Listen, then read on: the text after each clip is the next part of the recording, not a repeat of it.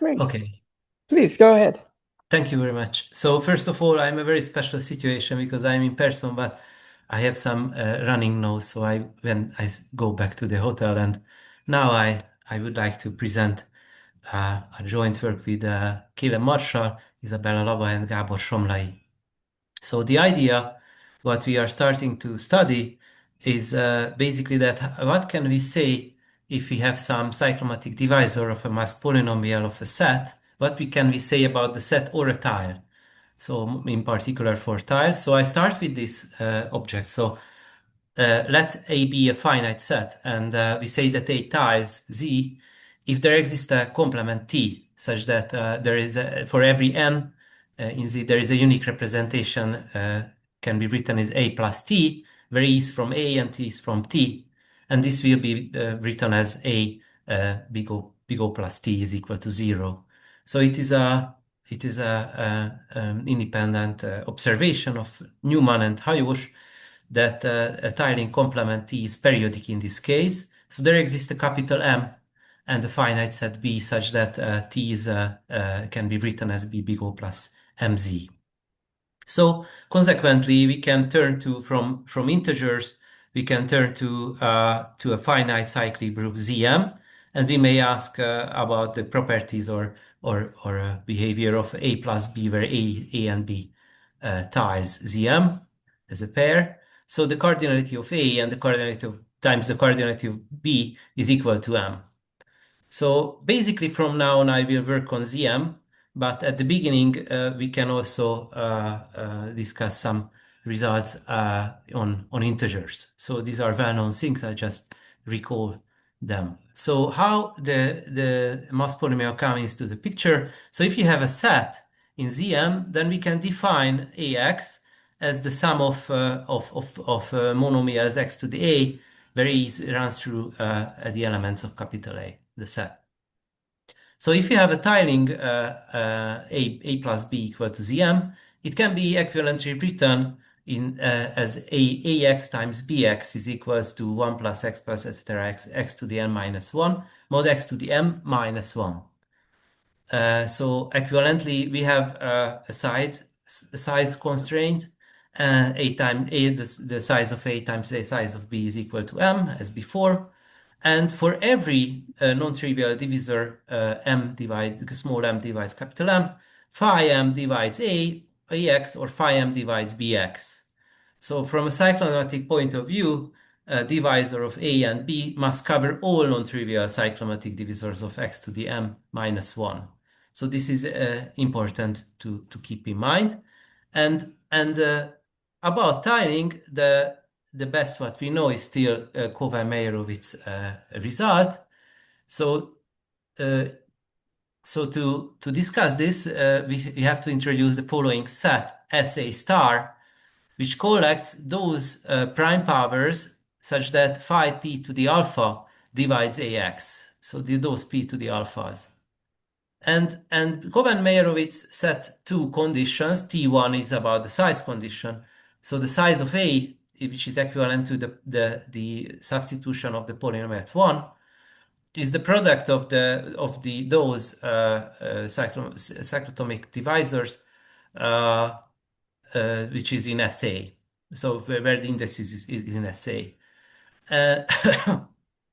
Basically, this is in fact easy to see that this is necessary because if we take S as a prime power, then phi p to the alpha 1 it will be p, and if it is a composite number, then phi S1 is 1.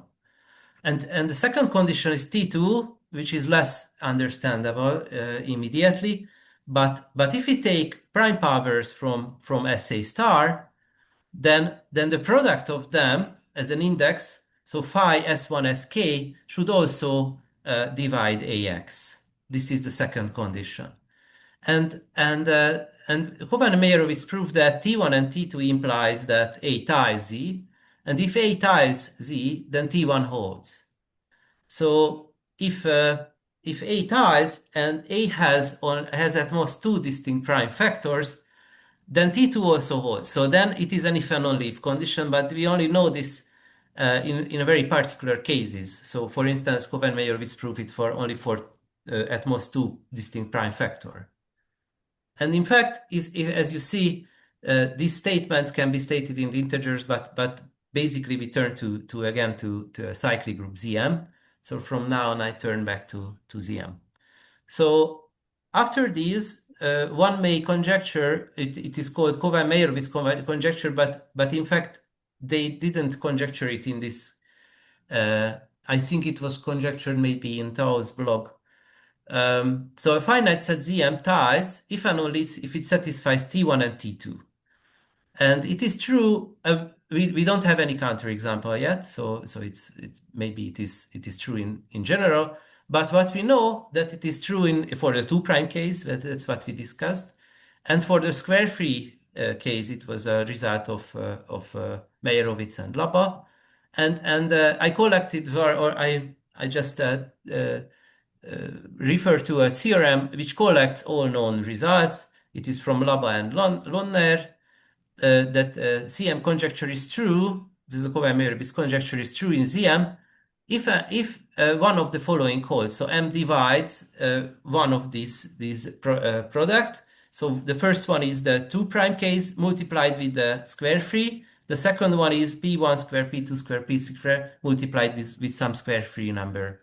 And all primes are distinct. So basically the open direction is that if A ties ZM, whether it satisfies T2. This is the basic question what we should understand. So we try it from another point of view, and for this we basically want to count how many elements can have a set A. So that's why the lower bounds comes into the picture, and the special point is distinguished in this case the point of in the divisor lattice.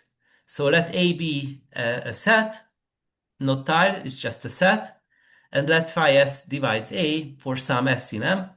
We say that phi s is an unsupported divisor of A if the first condition is unnecessary that we have any reasonable condition. For every prime P which divides S, we have P divides the coordinate of A.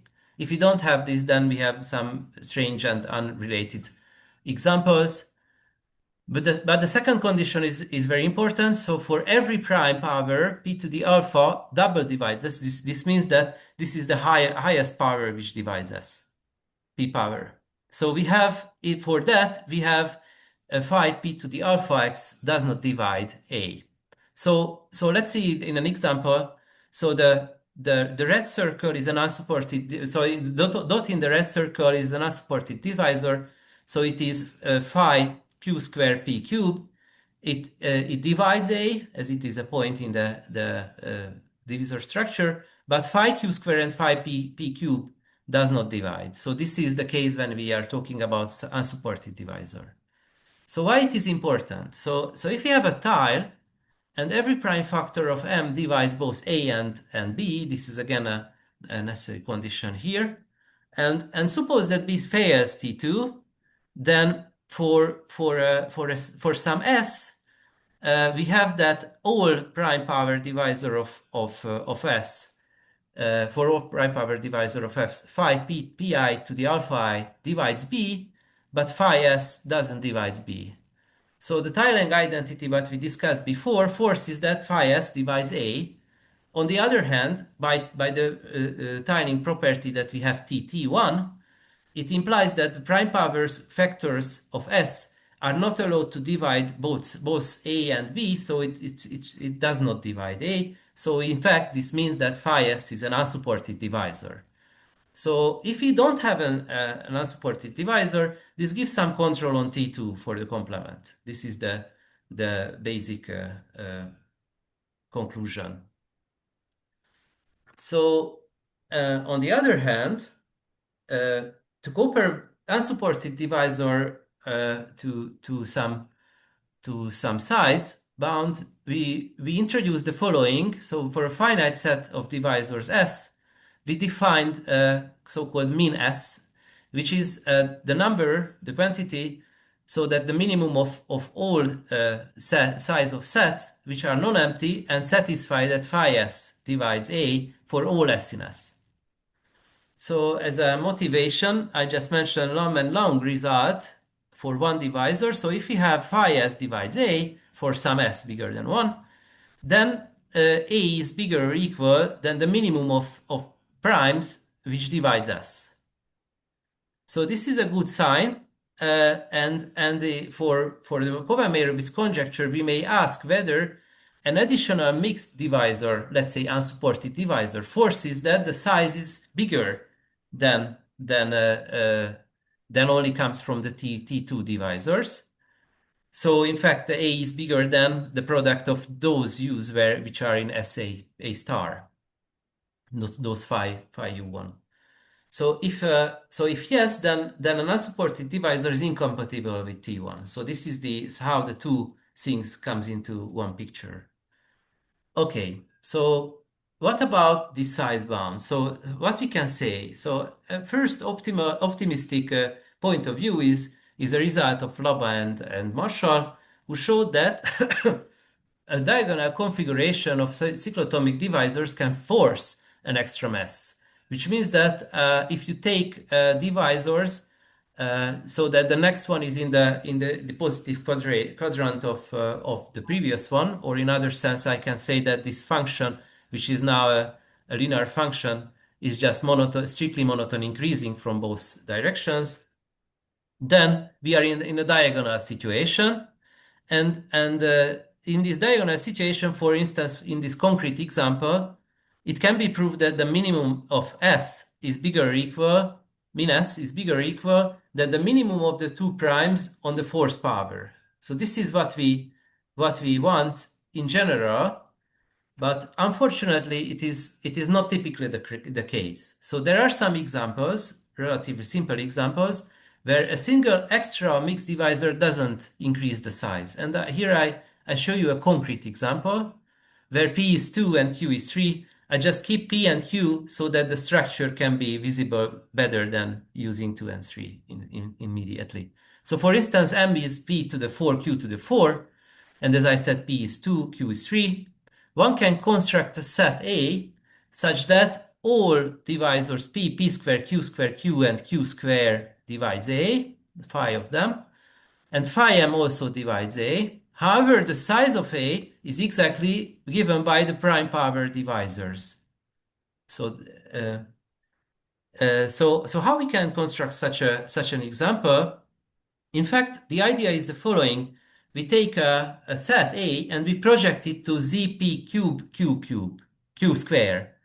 So this is a table of that. And we write numbers in each box so that the sum of the rows are all 9 and the sum of the columns are, each column is 8. This will guarantee that it is equidistributed in a given system. Moreover, we can verify that P for this type of set where the projection, which is a multiset, satisfies this condition, it's automatically satisfied that phi p square, phi p cube, and phi q square divides A. And how we can guarantee that phi m divides? Well, in fact, this is a projection. So if we can lift it up, we have to guarantee some additional condition, which I formalize here. So we can lift it up as disjoint fibers. I will explain immediately what it means, and I will come back to this. So let n be a divisor of m, and pi is a divisor of n.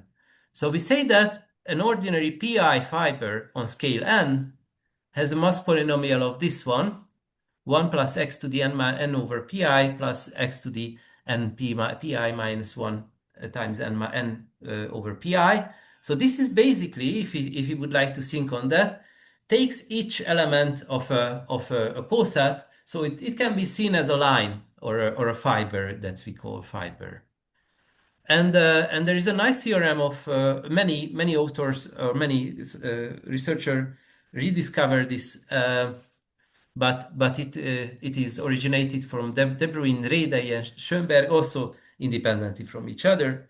So for a multiset, now I turn to a multiset. The multiset I denote MZM. A multiset is a set, is same as a set, but it has at each point it can have a weight of non-negative integer weight. So for a multiset A, we say that phi n divides A if and only if the projection of A modulo M is a linear combination of ordinary n fibers, so ordinary, which means pi fibers on scale n with integer coefficients. So if we have phi n, then we can have a very nice geometric description so that AX can be written as the linear combination of fibers on scale n.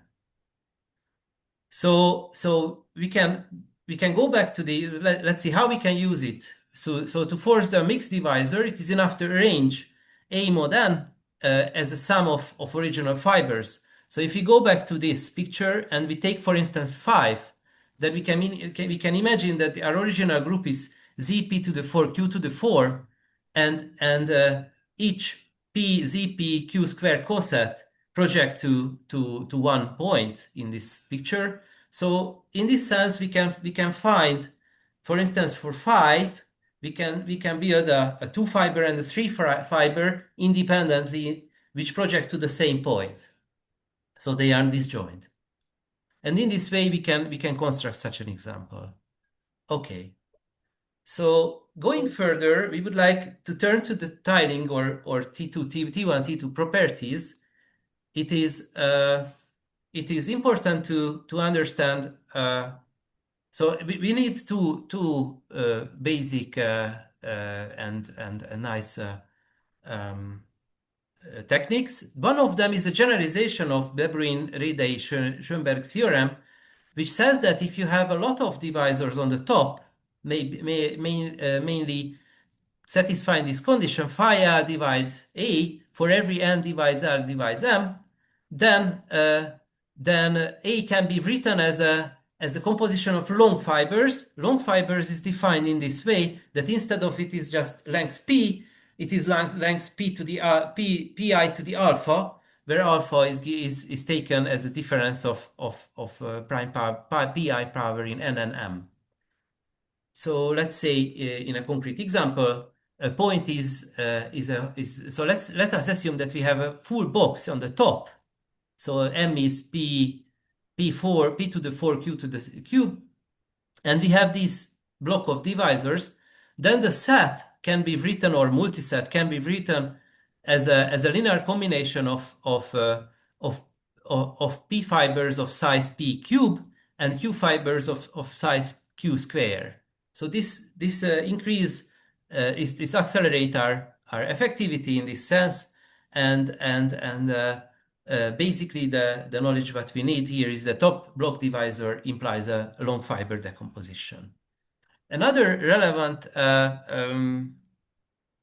technique is that is called the truncation.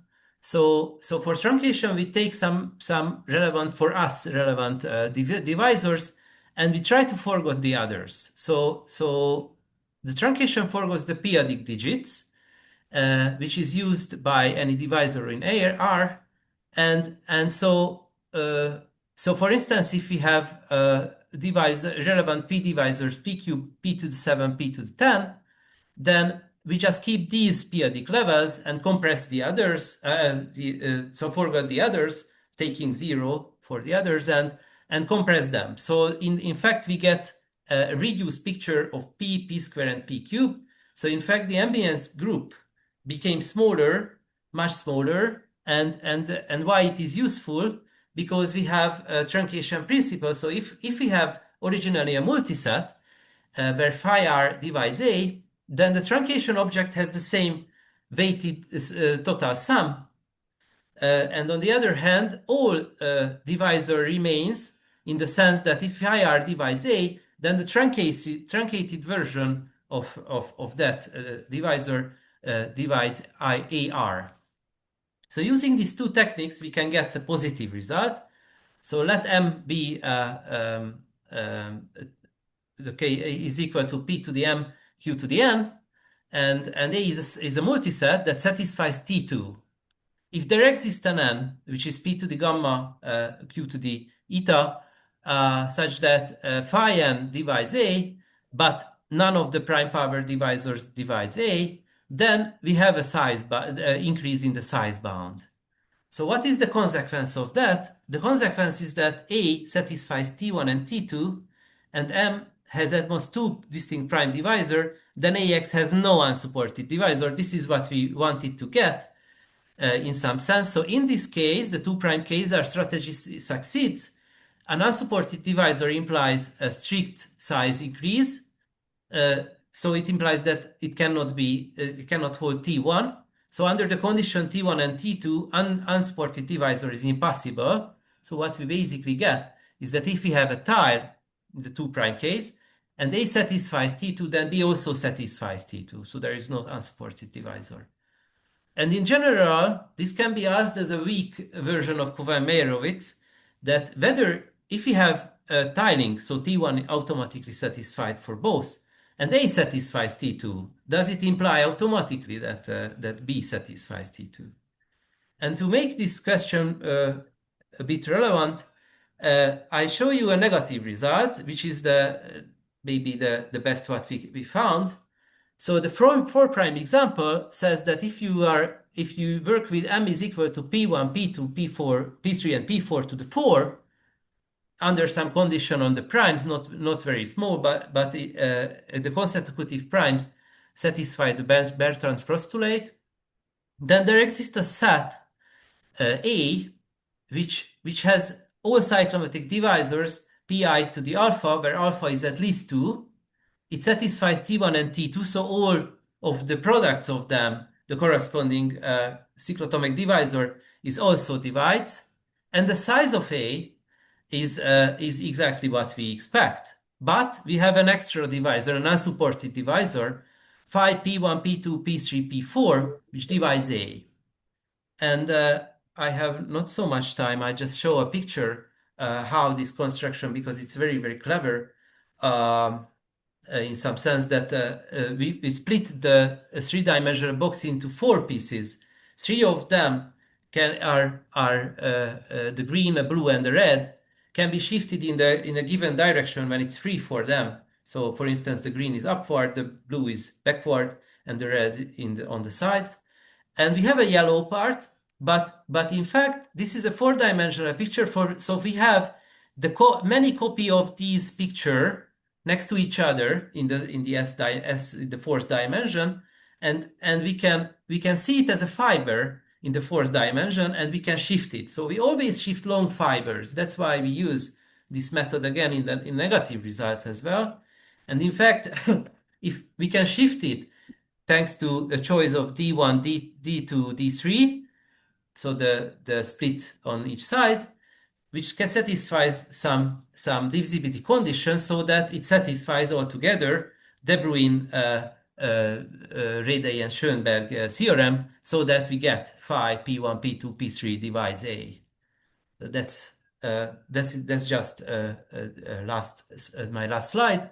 Is that this is not really it is a potential counterexample for CM conjecture, this last one, but it's not really. So we just get an unsupported divisor. This is just half of the business, because we need a B, another set B, which does not satisfy T2. So however we have the prime divisors P1, P2, P3, P4, we need to guarantee somehow that phi P1, P2, P3, P4 doesn't divide B. And if we have that as a set, then we can get a tiling complement of A, and then we can get a counterexample to Cohen-Meyerowitz. So that's all what I would like to thank you for your kind attention. Thank you. Are there any questions for our speaker? If not, we thank you again and hope you feel better. Thank you. Okay. And the next talk will be in 5 minutes.